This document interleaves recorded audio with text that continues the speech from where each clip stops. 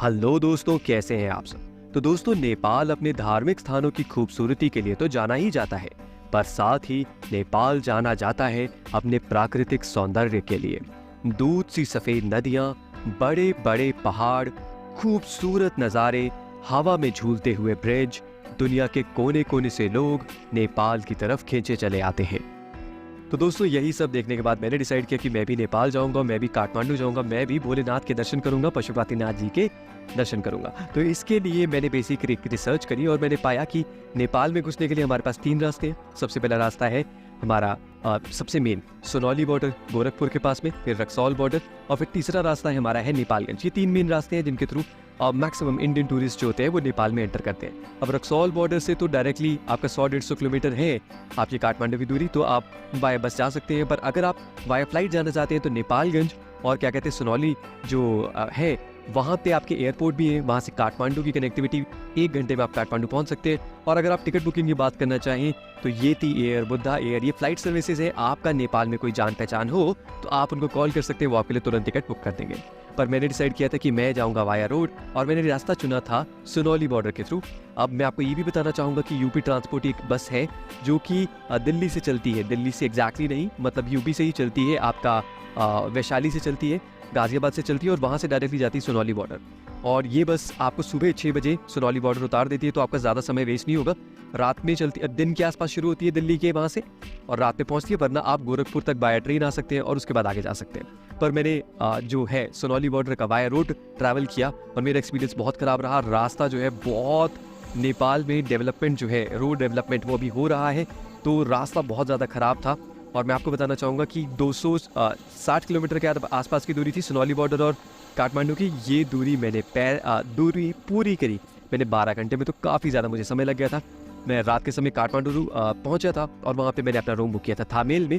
और थामेल में बुक जो है वो काफ़ी रीजनेबल रेट्स पे आपको मिल जाते हैं। पर अगर आप बहुत सस्ते रूम बुक करना चाहते हैं तो आप पशुपतिनाथ के मंदिर के पास में एक जगह है गौशाला, आप वहाँ पे भी जा सकते हैं। बहुत रीजनेबल रेट्स में साफ़ सुथरे रूम्स 100, 150, 200 रुपये में आपको मिल सकते हैं। बस मतलब काठमांडू उतरिए और सबसे पहले बोलिए कहाँ जाना है, गौशाला जाना है। तो चलिए मैं आपको अब डायरेक्टली ले चलता हूँ पशुपतिनाथ मंदिर जी के दर्शन करवाता हूँ आपको, और दिखाता हूँ कि कितना ज़्यादा आनंद प्राप्त होता है उस जगह पे पहुँच के। चलिए देखते हैं।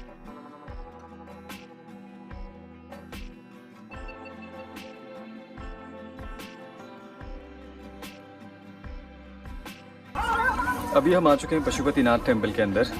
थोड़ा सा आपको नज़ारा दिखा देते हैं।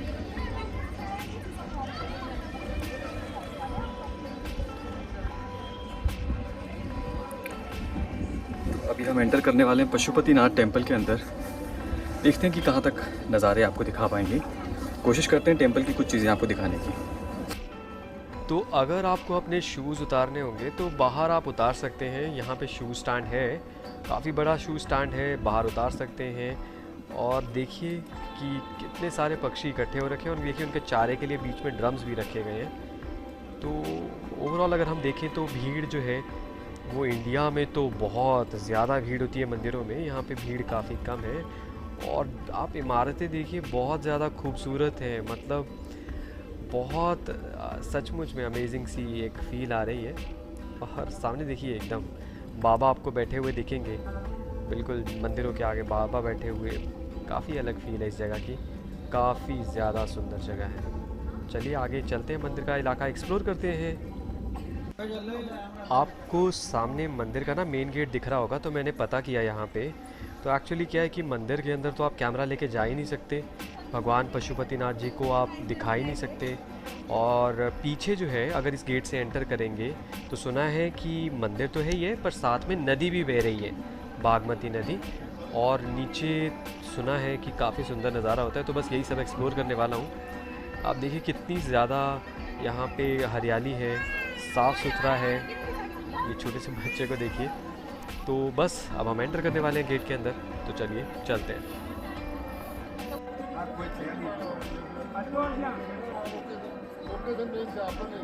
तो दोस्तों, भोलेनाथ जी के दर्शन बहुत अच्छे से हुए थे, और जो मूर्ति है वो काफ़ी बड़ी है जब आप मंदिर के अंदर एंटर करते हैं, और बहुत सारे लोग इकट्ठे हुए थे। बहुत अमेजिंग एटमॉस्फेयर था। थोड़ा सा मंदिर के पीछे ही बागमती नदी है और वहाँ पे कुछ क्रियाक्रम चल रहे थे। तो मैं आपको बताना चाहूँगा कि अगर आप इसको एक्सपीरियंस करना चाहते हैं जगह को, तो आप आएँ पशुपतिनाथ मंदिर आएँ। और मैं आपको इतना भी बताना चाहूँगा कि आप बहुत ज़्यादा खुश हो जाएंगे वहाँ पे आके।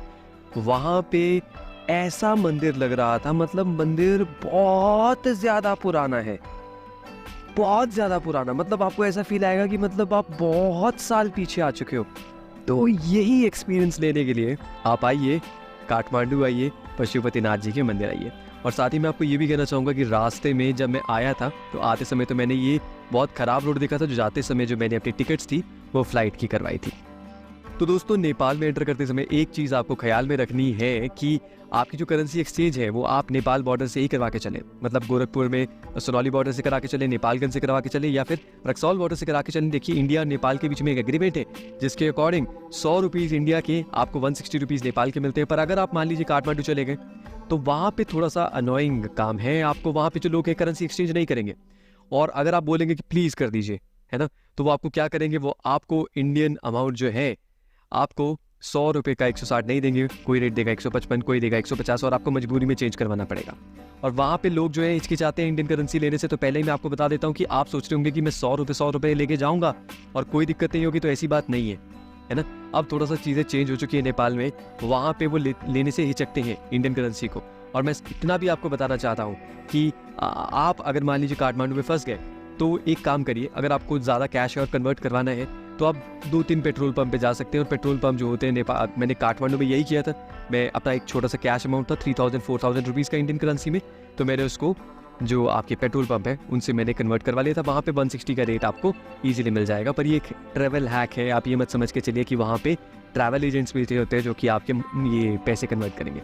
पर साथ ही साथ मैं आपको ये भी बताना चाहूँगा कि आप अपनी सिम जो है ना, या तो वो एयरपोर्ट पे अगर आप लैंड करते हैं तो एयरपोर्ट से ले सकते हैं, वरना आप बॉर्डर से ले सकते हैं, है ना।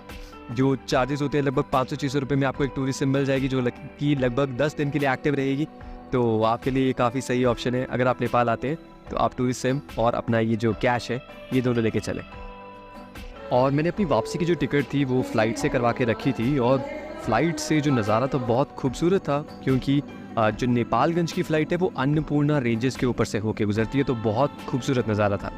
और मैं इतना भी बताना चाहूँगा कि नेपाल की फ़्लाइट्स में एक बहुत अच्छा सिस्टम है कि आप उनके फ़्लाइट में उनके वाईफाई से कनेक्ट कर सकते हो, और ढेर सारे शोज़, ढेर सारी मूवीज़ आप जो है देख सकते हैं। जैसे कि देख रहे हैं आप, मैं बजरंगी भाईजान देख रहा हूँ। तो बस ऐसा करते करते हम पहुँच चुके थे नेपालगंज एयरपोर्ट 1 घंटे में, और यहीं हमारे ट्रिप का एंड हुआ।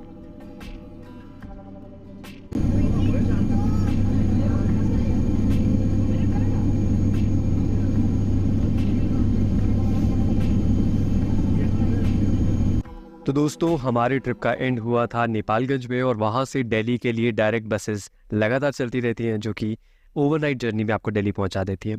तो बिल्कुल आपका भी अगर मन कर रहा है तो आप बिल्कुल काठमांडू घूम के आइए, और उसके आसपास बिल्कुल बहुत सारी जगह है नेपाल में घूमने के लिए। पशुपतिनाथ तो मंदिर तो एक ऐसी जगह है जहाँ पे आपको जाना ही चाहिए। तो चलिए दोस्तों, इसी के साथ वीडियो खत्म करते हैं। जो घूमे वही पहाड़ी दोस्तों। जय हिंद, जय भारत।